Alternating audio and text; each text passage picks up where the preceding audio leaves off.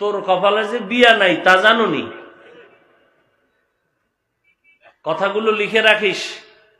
যুবকদের বলি, তোর কপালে কি নাই? বিয়া নাই। 75 গ্যারান্টি। বাকি রইল কত পার্সেন্ট? 25% যে বিয়া আছে, তবে বউ পাবি না, পাবি জল্লাদ। বউ পাবি না, জল্লাদ।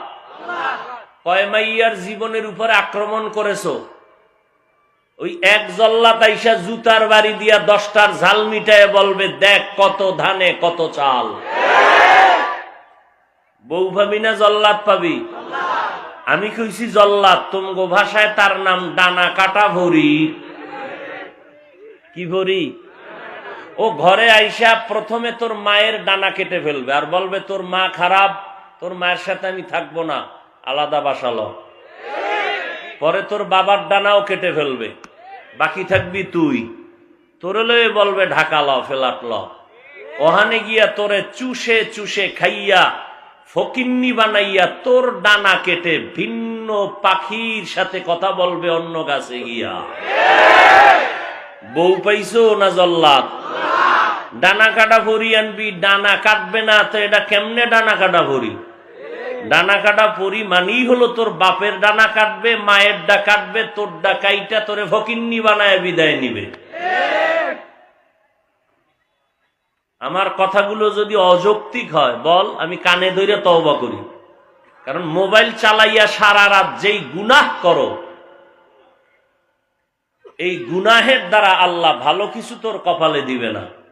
হ্যাঁ, যদি তওবা করো রাস্তা খুলে যাবে, কারণ আল্লাহ তো দয়াময়। এখানে আপনারা যারা আসছেন 100% আমি নিশ্চিত আপনারা সবাই আমাকে ভালোবাসেন।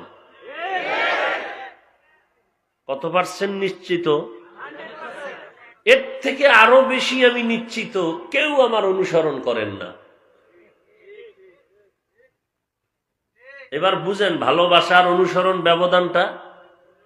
যেমন যদি কেউ আমার অনুসরণ করতেন, তাহলে তার টুপি আমার টুপির মতো হবে, তার রুমাল আমার রুমালের মতো হবে, তার জামাটা আমার জামার মতো হবে, অর্থাৎ সে আমার রঙে রঙিন হয়ে যাবে। তাহলে আপনার অন্তরে ভালোবাসা আছে কি নাই? অনুসরণ নাই। মোহাব্বত আছে, ইতাআত নাই। কিন্তু মোহাব্বত সফলতার চাবি নয়। সফলতার চাবির নাম ইতাআত, বাংলা অর্থ অনুসরণ। আপনারা বর্তমান পৃথিবী সহ ধরে নিলাম, যত রসুলের আশেক আছে, সব রসুলের ইশক আর ভালোবাসা এক পালায় দিলে আবু তালিবের ভালোবাসার সমান হবে না। কথা ঠিক? কিন্তু আবু তালেব কি জান্নাতি? এবার বুঝেন তো আসলে কলিজা দিয়া নবীকে ভালোবাসিয়াও জান্নাতি না কেন?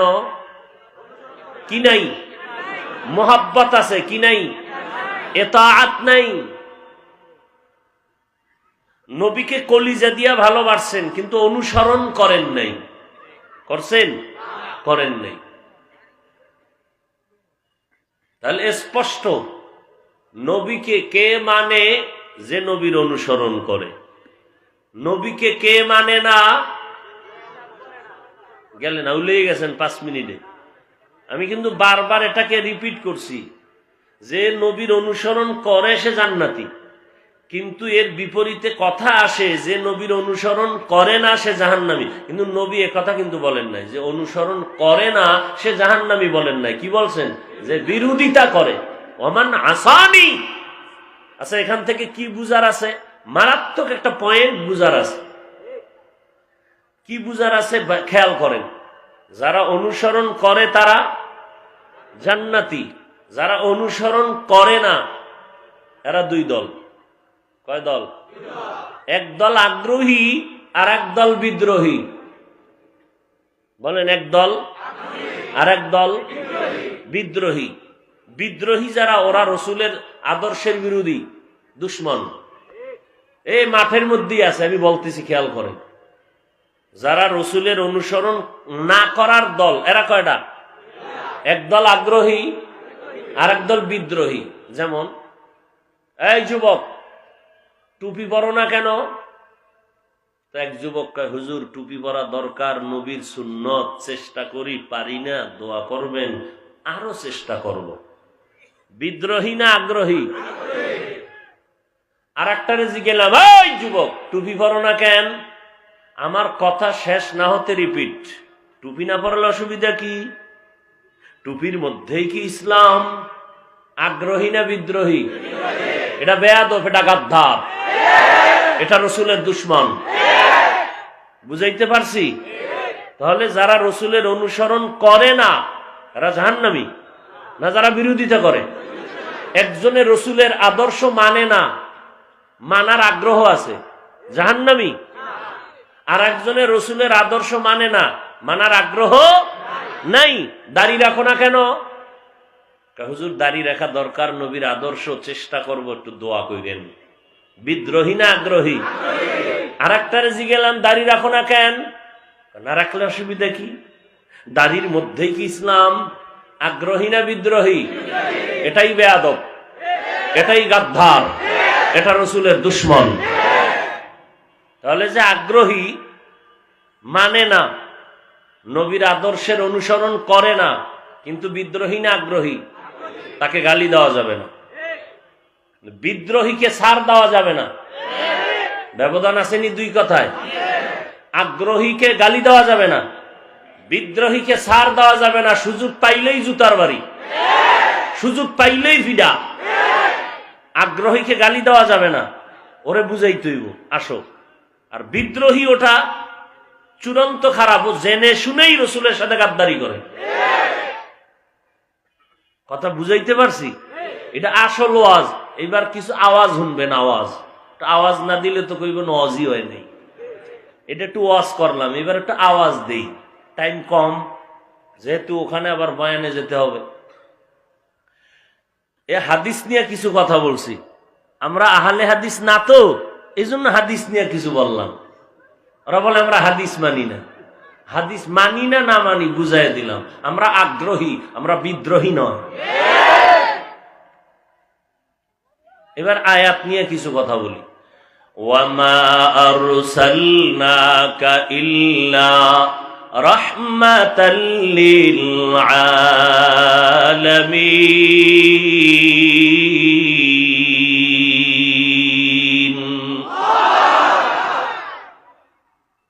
নবীরে কে মানে কে মানে না, এটার বুঝার জন্য কি মুফতি সাহেব লাগবে?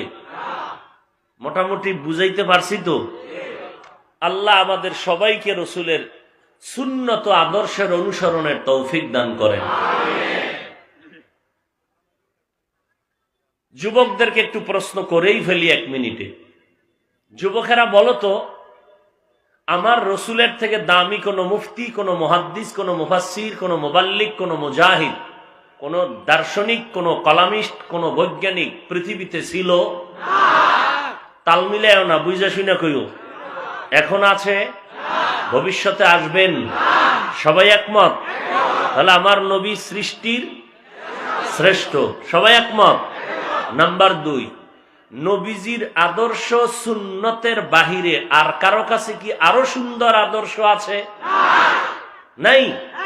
সবাই একমত?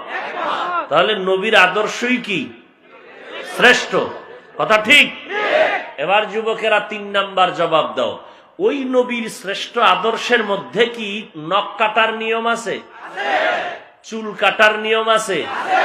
তুমি বেঈমানের পা চাটা গোলাম হয়ে চুল কাটলা কেন? কি একটা স্বার্থ হয়তো থাকতে পারে। একজনে দাঁড়ায় বলো, হাফিজ ভাই একটা স্বার্থের জন্য গেছি। কি? বেঈমানের লাইনে চুল কাটলে চোখের পাওয়ার বেড়ে যায়। একটার কথা ক, আল্লাহর কসম আমি বেঈমানের লাইনে যাব। একজনে দাঁড়ায় বল যে বেঈমানের লাইনে চুল কাটলে যৌবন বাড়ে, চেহারা সুন্দর হয়, স্বাস্থ্য ভালো থাকে, মাথা হিমেল থাকে। তাহলে আকাম কেন করছো বলো? রাস্তার ল্যাংটা পাগলেও তো নিজের ভালো বুঝে, আগুনে হাত দেয় না কেন? তাহলে ল্যাংটা পাগলও নিজের ভালো বুঝেনি, তুমি নিজের ভালোটা বুঝো না কেন? তোমার কাছে রসুলের সুন্নতের আদর্শ ভাল লাগে না? কি রসুলের আদর্শ ভাল লাগে না? লাগলে হেলে তুমি ওই লাইনে চুল কাটলা কেন?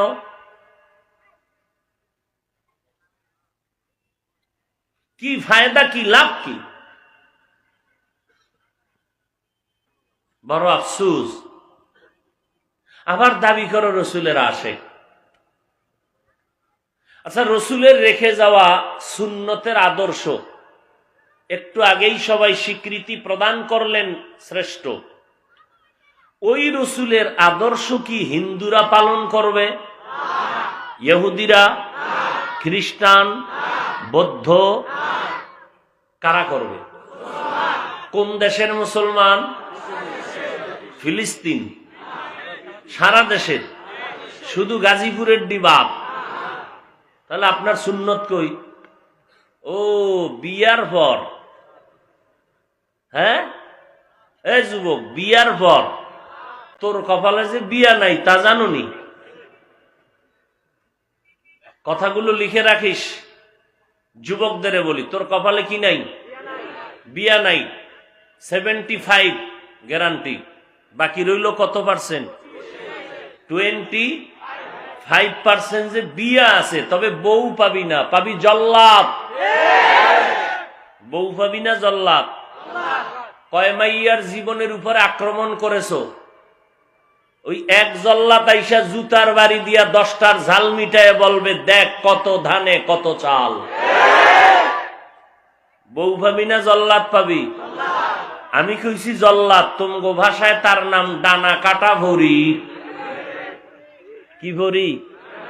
ও ঘরে আইসা প্রথমে তোর মায়ের ডানা কেটে ফেলবে আর বলবে, তোর মা খারাপ, তোর মায়ের সাথে আমি থাকবো না, আলাদা বাসালো।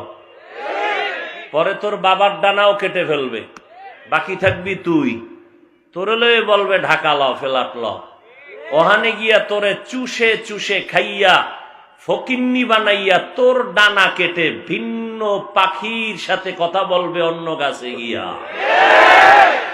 বউ পাইছো না জল্লাদ? ডানা কাটা ভরি আনবি, ডানা কাটবে না তো এটা কেমনে ডানা কাটা ভরি? ডানা কাটা পরি মানেই হলো তোর বাপের ডানা কাটবে, মায়ের ডা কাটবে, তোর ডা কাইটা তোরে ফকিন্নি বানায় বিদায় নিবে। আমার কথাগুলো যদি অযৌক্তিক হয় বল, আমি কানে ধরে তওবা করি। কারণ মোবাইল চালাইয়া সারা রাত যেই গুনাহ করো, এই গুনাহের দ্বারা আল্লাহ ভালো কিছু তোর কপালে দিবে না। হ্যাঁ, যদি তওবা করো রাস্তা খুলে যাবে, কারণ আল্লাহ তো দয়াময়।